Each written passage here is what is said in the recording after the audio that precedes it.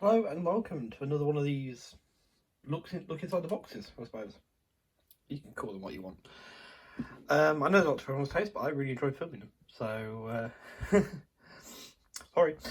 As I say, I've said it in a few places now, maybe in one of the previous videos. This really helps me decide what I'm going to do with the model. And gives me a point of reference to look back on and go, I fancy doing that. I can't remember what I was going to do with it now. I can look back at the video and decide from there if it's a good or bad thing. Sorry. This is actually take two. Take one, I started that coughing and yeah, choking actually rather than coughing, but anyway. So, as you can see, it's a Tamiya 1/35 scale, WW1 British tank, Mk.IV male. So, actually technically a landship at this point still. But yes, the Mk.IV tank, the famous version of the rhomboid British designed and built tank of the First World War. Very famous the Battle of Cambrai, where Mk.IVs, for the majority I believe, actually advanced en masse. It's the first mass tank attack in history.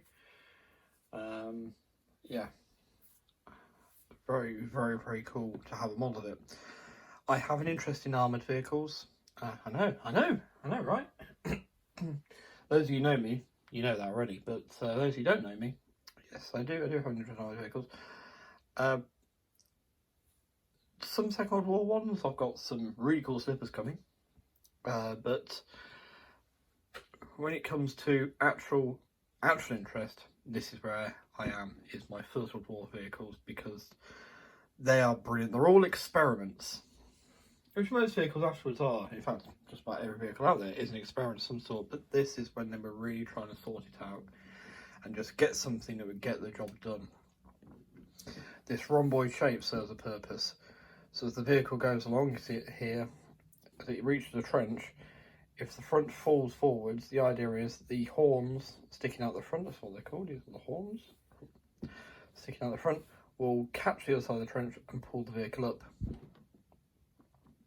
If the vehicle gets stuck, then they have found a way that works in some cases, which is this ditching beam here, and these trains, you can engage them into the track, you put a lever and engage it into the tracks, and then it comes over this railer, slides forwards and gives the tank a bit of a bump up over that, and then it will carry on into the vehicle, back round and into place again. Yeah, I think these were fantastic. Now, this is a male, which means it has two 6-pounder guns in sponsons, one on each side. The females had 4 machine guns, so you had a thinner sponson with 2 machine guns, one facing forward and one forward and back quarter like that, so they sort of come to the middle there, like that. Now, the big thing was the females were actually more successful than these males. These males were bunker busters. This is what these were there to do. They weren't there to fight German tanks. Now remember, the Germans only really had the A7V as their own home-built tank, which there weren't many of, and they didn't actually work most of the time, something that would be common with German tank design until much more recently, sort of the Cold War period. But they did also capture some of these. They captured some of the French ones. They've got Butte Panzers.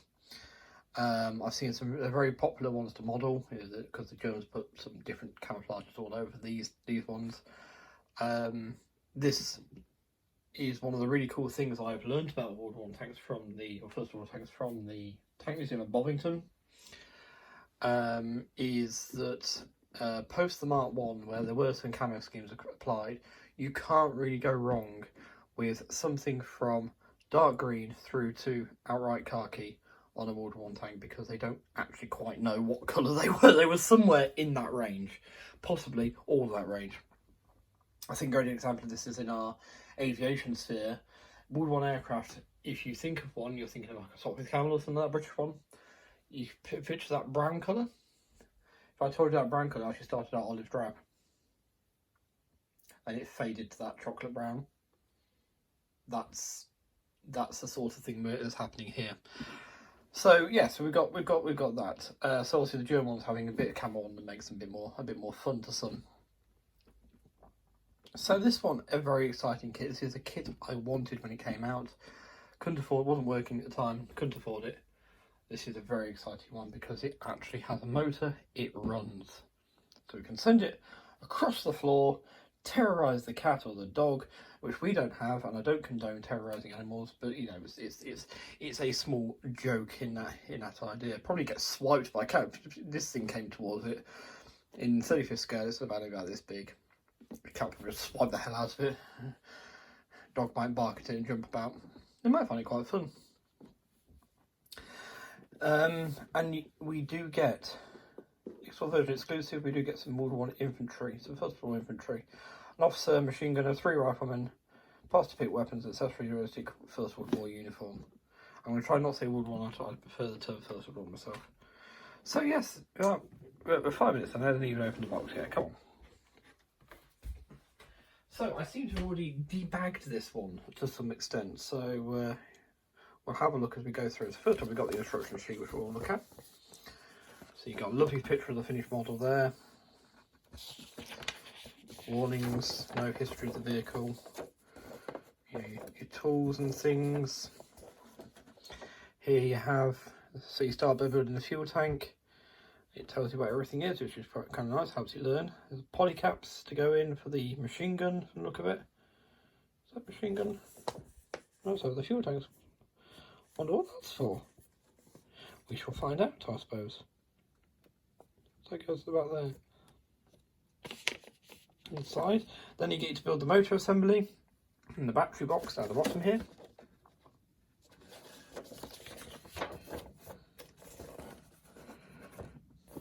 It's a AA battery needed. There's the switch and everything, the motor going into the hull of the vehicle, or the lower hull of the vehicle. A screw to hold it in place. Shows you how the on-off switch works.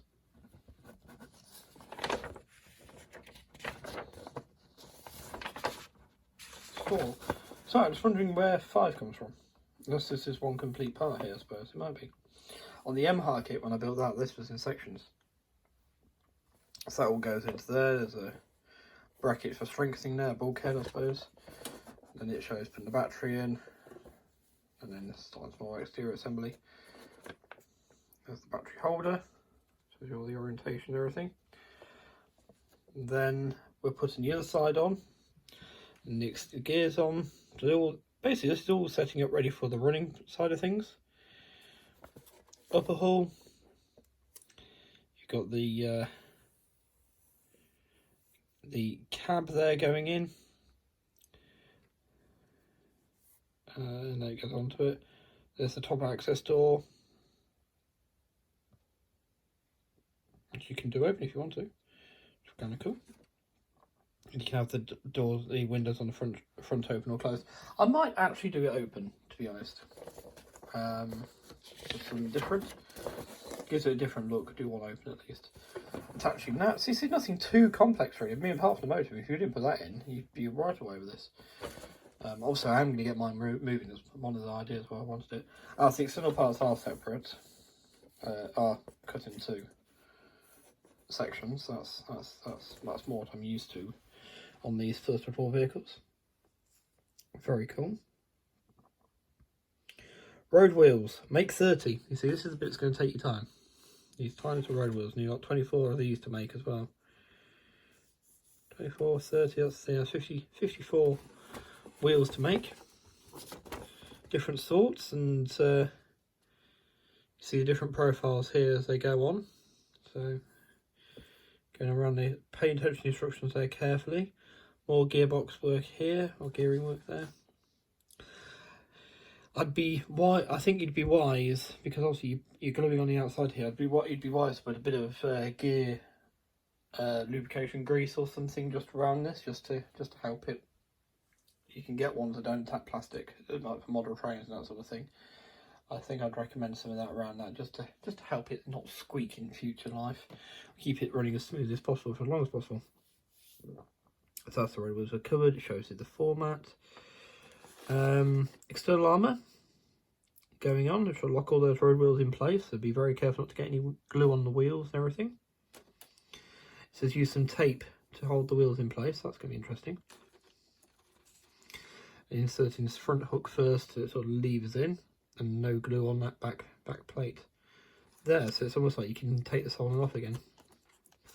Someone very cruelly called this a toy when I said I wanted this kit actually at Tank Museum.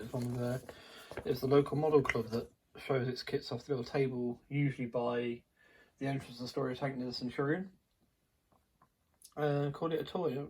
It's not really a toy, it's a working model, isn't it? You know, the gears are all in the same place. They may not be the right gears for that area, but it's all sort of driven from the same end of the real vehicle, so it's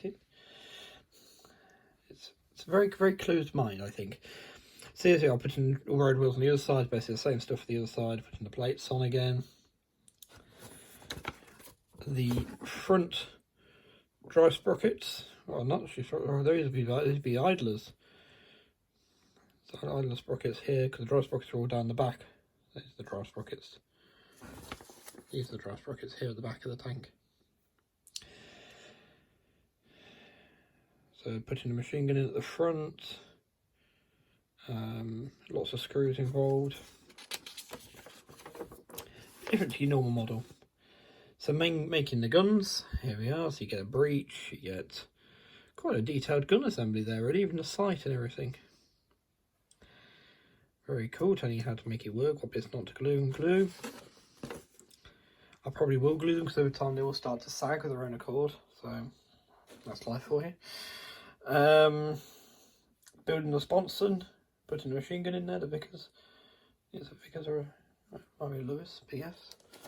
So there's the right sponson, roof on it, attaching it. Now note it says don't glue it because you'll need to get in there to take the to put the battery in and take the battery out, so don't touch the sponsons there. So that's cool. Exhaust pipe assembly and the track links, so just click together, they snap together. So 2 that size and 16 that size, and then track direction, you need to make sure you get the links the right way around. Don't glue any of that, of course. 87 track links for each side, and you actually got tensioner adjustments on here, just like the real vehicle, in the same place, which is pretty cool. And ditching beams going on. Obviously, the ditching beam won't actually work on this vehicle. There we are. Tow cables. That's the rails, actually. It's ditching rails, not their beams. The beams are the bit that goes across it. And is that? Nope, there isn't a page. There's the beam. So it goes across it. There's some chain.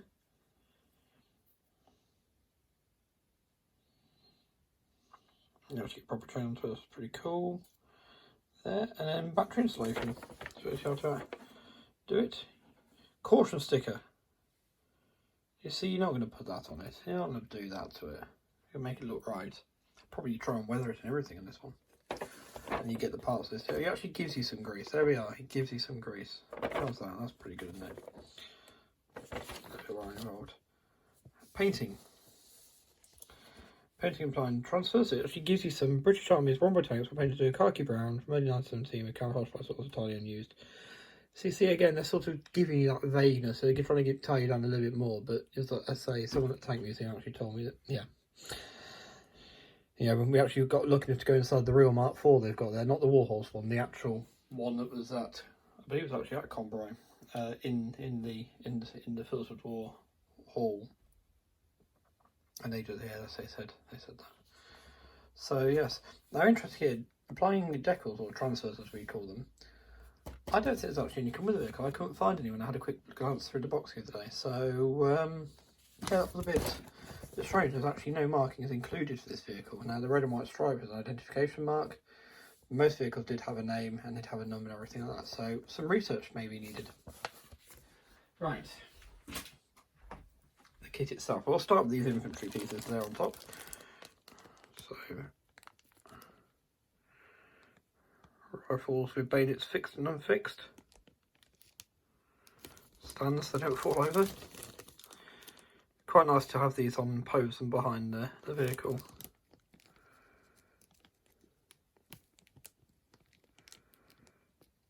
Nice textures on the equipment and uniforms. Very nice. Should be fun to paint. Get some contrast going on those. So here we are, the tank itself. Here we are, look at this. Don't count them. Whatever you do, don't count those rivets. Just admire them. See how lovely they are.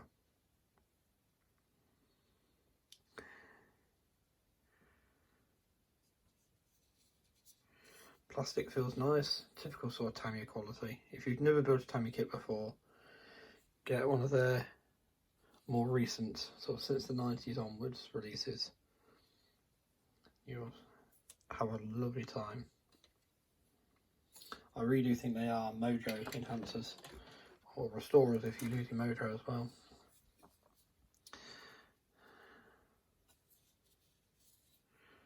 So again, this is the outer, loosely we can call it armour. Really about that much armour. Really very thin. You could do some serious damage inside one of these by firing a sidearm pistol at them, you know, the shrapnel effect inside. But they could stand the machine gun fire still, and that's it. It'd be very unpleasant. You'd get that shrapnel effect inside, most definitely, but they wouldn't be cut down like the infantry were. So, sponsons. So you see, it's quite chunky pieces, quite meaty parts. There's a pistol port there. Another one down here. The German stormtroopers, well, the German infantry and stormtroopers especially, would try and get here and push the guns up. It's included the machine gun version. They try and push the guns up and out of the way to make them ineffectual. So the idea of this was you could open that and try and shoot them in the leg. Now we have there's the grease, battery box, and the motor assembly stuff. More screws, metal gears. Better setup than a hang long tank. So there's some plastic gears.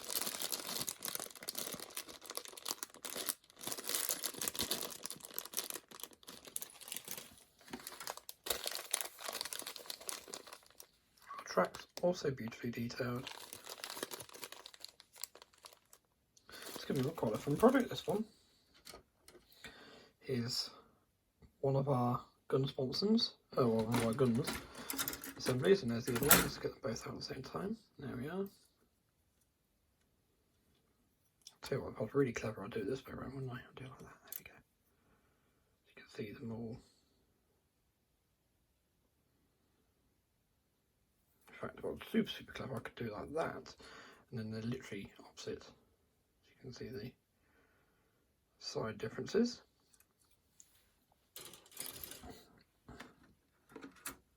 And we'll do the same thing again with this, so I'll hold that one that way. And we'll flip that one over and hold that one that way. There we are. Oh, that was a bit too big though. Well, there we are, we'll do it that way.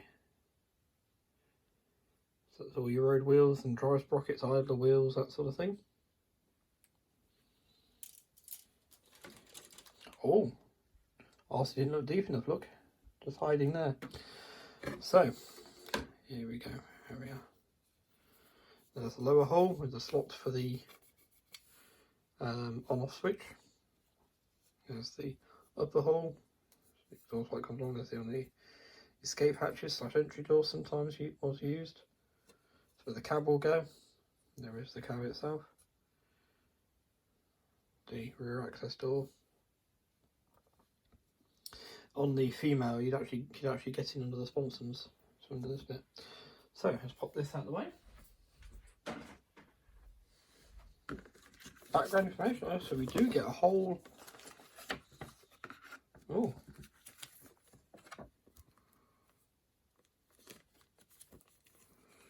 I must have got this second hand, you know. Very lucky that it's got anything in here. Oh god, transfer wise. Fly paper, phantom. This would have been tanks from F Company. His name generally followed the company. Oh, this is from the Mk.IV mail. Haha, 102 there. Some German crosses for a Butte Panzer. Paul. Stuck together, not sure I'll use those. I've actually got a mind, I'm going to attempt to paint a name on it. But we'll continue digging and see what we get. So yes, there is actually a full thing of background information here. All in Japanese. Particularly useful. But this is nice. Ah, here we go. So there are some schemes included. So here's Glamorgan, G Battalion, see? So can't actually see its name written anywhere, but from unknown use in 1918. But you see G Battalion, Glamorgan name. H Battalion, you got Hyacinth, H45 near Ribecourt, France, November 1917. Possibly could have been one of the ones involved in the first tank action. I can't remember exactly where. Yes, it sounds somewhere core like that. But there's an awful lot of those in France. And there is B28 Black Arrow 2 of B Battalion from Fontaine Notre Dame in France in November 1917. So it does have its name here, Black Arrow 2, which is hidden just behind the rope there. And beautifully here's some photographs on the end of, this is the Tank Museum's example. In the old exhibition, that's how it used to be displayed.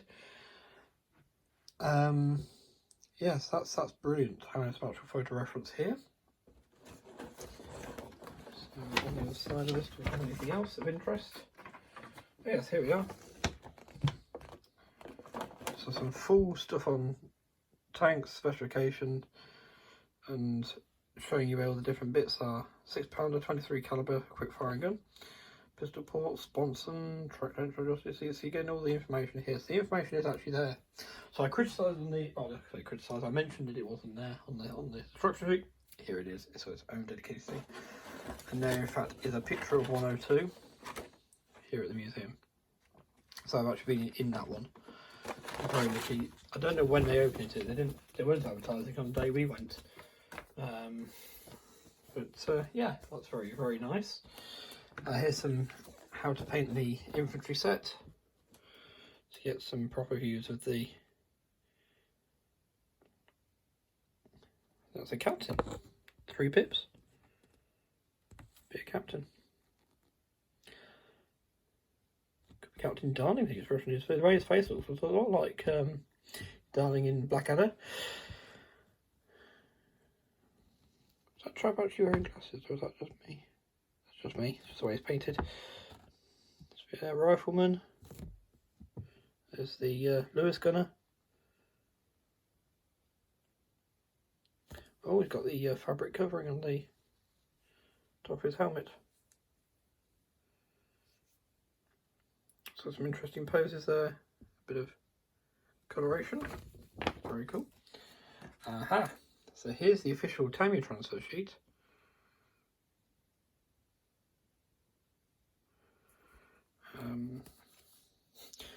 Those silly stickers. I might put the OMF one underneath, but I think if it's not moving, I think it's pretty obvious, isn't it? Just see if we can get those out, so we just have a look at the quality of the transfers themselves. I'm not bothered about the stickers. Nice and thin, they should go down beautifully with some microsol. Very, very, very thin. Try and give you that view. Yep. I'm pretty sure you can still find this kit around. So there's some more bits in there. Whatever. I think that's just that sticker. Let's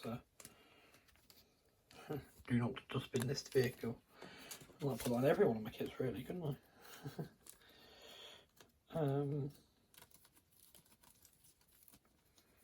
Yes, it'd have to go in as e-waste or something like that, you know, electric or waste.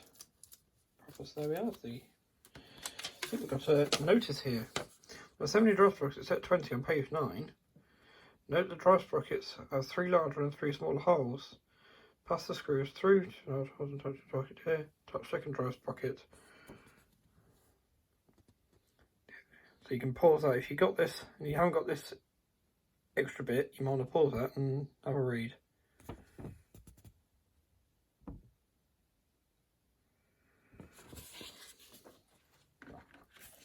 This is more Mk.IV bits. This is for, oh okay, this is for a Mk.V male-female hermaphrodite vehicle. Obviously in Russian service during the revolution. We don't want those at all anyway. Modern, but it's a Mk.IV, not a Mk.V. I do have a Mk.V kit. I have the TACOM, I think that's the TACOM. I've got Mk.V, I've got Mk.VI, Mk.IV, I've got an A7V and I've got an FT17. There's plenty more to collect. I would like to collect some more of the Fillsborough raw tanks, so I've got the full range. But yes, so there we are. So, thank you very much for watching. Take care, stay safe and be well.